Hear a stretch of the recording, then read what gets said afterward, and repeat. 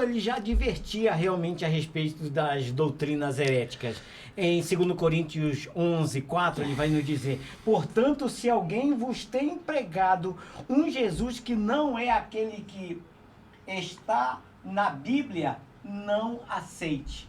Então, isso é muito importante para nós entendermos isso. E hoje a gente vai fazer isso. Então, entre as heresias, como ela já deu, tem o gnosticismo, que foi o primeiro que surgiu ali no primeiro século logo. O gnosticismo e o docetismo. O docetismo, é isso? Então, o gnosticismo via o mundo material mal e o espiritual bom, logo negando João 1,14, que vai dizer: e a palavra se fez carne e habitou entre nós. Vimos a glória de Deus, do unigênito do Pai. Então ele já vem fazendo logo negando isso. Pois é. Aí quando a gente começa a falar assim, você que está de casa fala assim, mas pastores, Stephanie, como é que eu faço para identificar uma heresia? Irmão, tá indo contra aquilo que a palavra tá falando, já é uma heresia, né? Essa ideia já vai contra João. Então João tá lá afirmando, olha, o verbo se fez carne. Ai não, mas na minha ideia não é matéria, não é só a matéria espiritual. é má, não. A matéria é má. Então já vai totalmente contra. E se vai contra é uma heresia, né, pastor Pedro? É verdade. Então ele vai negar o nascimento virginal, o nascimento pelo Espírito Santo, e você vai receber do Espírito Santo, ele vai cobrir você e você vai ficar grávida. Já nega também a criação virginal, o nascimento virginal. Que vai de encontro com o que ele diz, a matéria é má, mas essa matéria que está danificada, que nós estamos danificados pelo pecado, não danifica, porque é fruto do Espírito Santo, é obra do Espírito Santo. É aí que vai separar, nós vamos nos separar de Jesus. A nossa diferença da carne humana em Adão, que pecou, que caiu, ela está exatamente ali, nesse nascimento virginal, e o Espírito Santo vos cobrirá e você conceberá esse filho, sim. Entendeu? Então, quer dizer, essa é a grande diferença que ele quer combater aqui para negar esse nascimento virginal. E aí ele vai dizer que a matéria é mal porque ele olha para si e vê que é ruim, mas não é nesse sentido que está se falando. O que é, o pastor Alexandre? Na realidade, como as heresias já existem desde lá, existia, tem um texto na Bíblia, que eu não estou bem lembrado, mas que diz assim, olha, quando o próprio Jesus pregando, já existia a heresia. A heresia que eu quero deixar para você não é só sobre Jesus ou a Bíblia não, tá, gente? A heresia, a gente usa muitos com a Bíblia, devido à Bíblia, né? Mas ela serve para um sistema político, religioso, ou uma filosofia, que, por exemplo, o cara disse isso e o cara não falou. Platão falou isso e não falou. Então, atribular isso é uma heresia. Então, é você começar a mudar algo daquilo que alguém falou. Mudar a natureza daquilo que verdadeiramente que é o princípio, que é o princípio, no caso. Então, naquela época existia já a seita, se eu não me engano é Paulo que fala que já existia, foi João que falou que já existia as seitas dos saduceus, que no caso eles eram uma seita, que daquela época, na mesma época de Jesus. Então, só para você ter ideia, como já existia naquela época, diz os historiadores, diz a tradição, que Barrabás, né, se tornou um desses, que não foi o Barrabás morto, foi outro Barrabás, que ele se tornou um líder, olha como é no dia de hoje, revolucionário para falar do cristianismo. Ele brigava com Roma, com Israel, e ele fazia guerrilha. Então vamos continuar aqui, nós vamos para o docetismo. Ensinava que Jesus só tinha aparência de ser humano, mas porém não era de fato. Com qual objetivo? Negar a sua morte e ressurreição. Então, a isso até no século I para o século II já existia esta situação lá, negar essa morte e ressurreição. Se ele não é humano, é só aparência, então a morte e a ressurreição não tem a validade do que ela se propõe a ser e a ter. Ele é justamente isso que o pastor Pedro acabou de falar, né, pastor Alexandre? Que vem realmente dessa questão do parecer. Aí ele, eu vou falar assim para a linguagem mais atual, é como se fosse uma entidade, como se fosse um vulto, uma visagem. Ele tratava Jesus como se fosse uma visagem. Parecia humano, estava aqui, mas não era humano, era como se fosse uma entidade de outro mundo. Não que não fosse, né? Mas ele não tratava como se fosse uma matéria mesmo, fazendo com que a ressurreição, a morte fosse uma mera ilusão. Mas, na realidade, tudo isso começou, eles agregam alguns textos, né? Eles, não na época eles agregavam a história de Jesus. Sim. Jesus atravessou a parede, Jesus não... se ocultou no meio se ocultou das pessoas. Então, eles usam isso para defender que ele era espírito. Ele era somente espírito. Quando, na verdade, ele sendo Deus, ele tem um domínio da matéria. Exato. Ele tendo o domínio da matéria, ele faz o que quiser. Ele anda sobre as águas. Né? Certo, ele anda sobre as águas, ele some, ele aparece. Aí a gente pode até abrir uma pequena brecha aqui de 2 minutinhos pra gente até falar sobre aqueles livros apócrifos, né?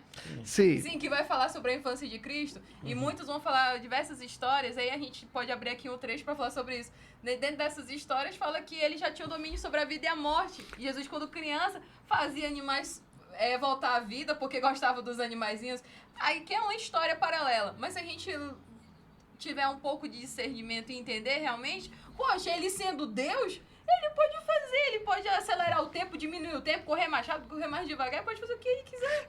Sabe o que eu acho interessante? Que se ele, Jesus, ele pode fazer isso, e ele fez isso, ele tem o poder para isso, por que nós duvidamos muitas vezes? Se Josué pediu para o sol parar, sendo homem, pediu para o sol parar, o sol parou, Deus parou por ele, imagina ele sendo Deus, Jesus. Se Sadraque, Mesaque e Abidnego foram para a fornalha de fogo ardente e não se queimaram, quem dirá Jesus?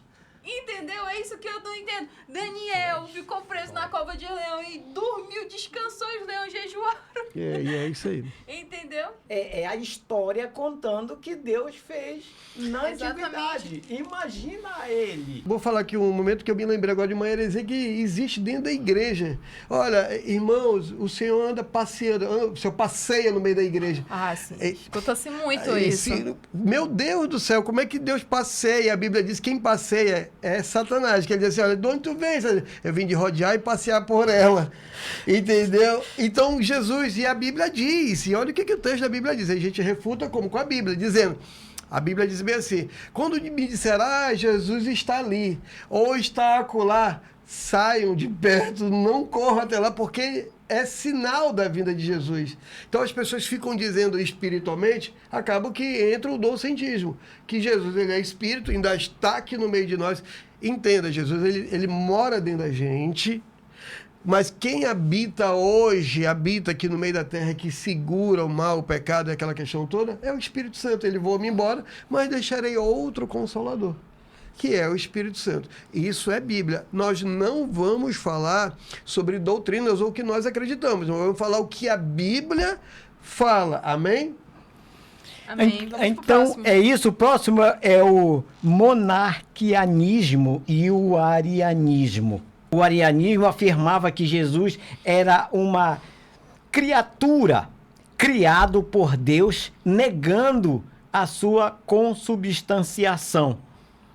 Isso foi no Conselho de Nicéia, em 325.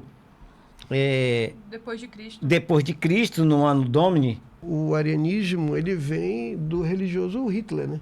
Só para você ter ideia, não é porque vem de lá, porque vem disso. O Papa Pio IX era o mentor de Hitler.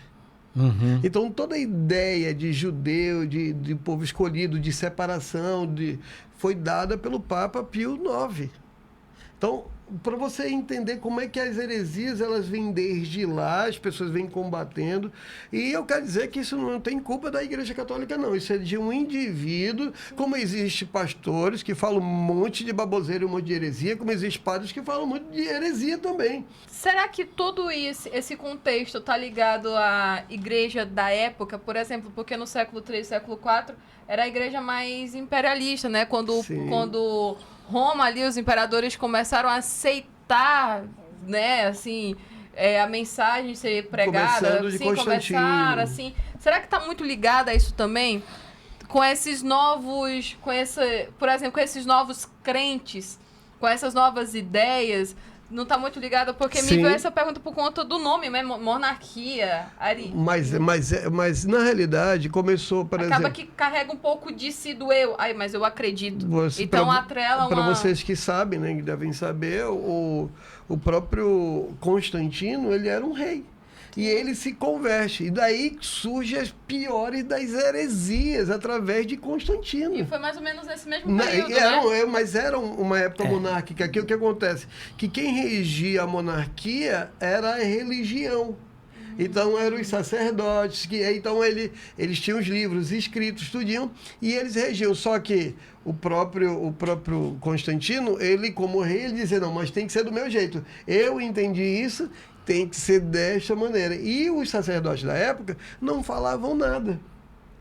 Dali surge, e aí a primeira versão que surge, a primeira versão da Septuaginta, vem lá de Constantino, que ele surge, pega 70 judeus e eles fazem, vendo que é inspirado, qual é o canon, o que é verdade, o que não é, e aquela questão toda. Cara, que interessante! Então, exatamente. Então, quando chega nesse rei, é que que entra, na verdade, todo aquilo que é podre, tudo aquilo que é diferente contamina. Constantino vem contaminar a igreja. A gente diz assim que é um homem que se converteu, entre aspas, mas a gente diz assim que até que foi um mandado de Satanás para poder ele entrar lá e contaminar tudo e deturpar tudo aquilo que era santo, que era correto, que era certo, porque ele vem adaptar como poder para ele. E dali para frente, dali para frente, todos os sacerdotes, todos os padres começam a ser meio que submisso a ele. Então entrou a política dentro da igreja. A partir daquele poderia se dizer desse modo, que era o poder maior. O poder maior era a igreja. E aí ele vai, manipula, domina eles e aí começa a se fazer os maiores dificuldades que vamos ter exatamente lá no século IV ao século VI. A igreja convoca vários conselhos para a defesa do cristianismo. Mesmo assim, surgem o nestorianismo, o monofisismo e o monotelismo. Então, esse monotelismo ali, o que ele vem falar? Ensinava que Jesus era duas pessoas separadas, uma divina e a outra humana. Então, essa doutrina, ela foi condenada no Concílio de Éfeso, em 431 Anno Domini.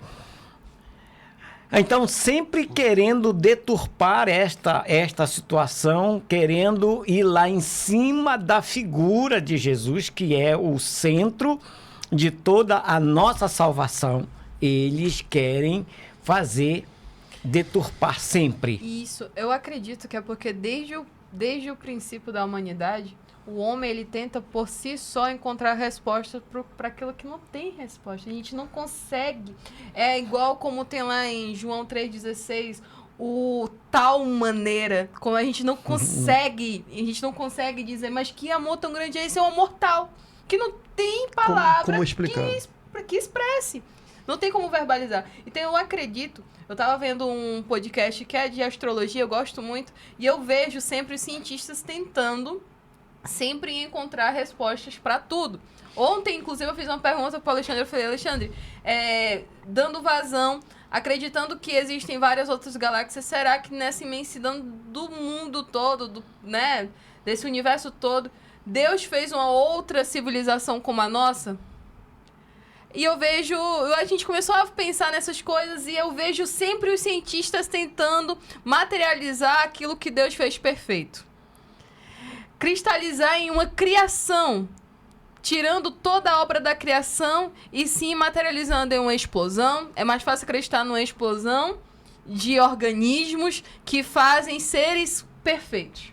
Um sistema perfeito. Mas não acredita que um Deus é capaz de fazer o DNA, o RNA, o ar, o oxigênio, Tudo. a água, entendeu? Então eu acredito que desde o começo da humanidade o homem tenta encontrar uma resposta para aquilo que não dá. Se eu falar para você, gente, eu não consigo dizer qual é o amor de Cristo, como foi que ele conseguiu planejar o mundo, planejar a gente, eu não consigo. Mas aí vem sempre os filósofos, os estudiosos, os cientistas querendo trazer uma resposta. Heréticos. Os heréticos, aí quem entra as heresias. Eles não conseguem abominar 100%. Mas para fantasiar, eles colocam umas palavras, eles destupam algumas situações e fica essa situação que a gente conhece hoje por heresia.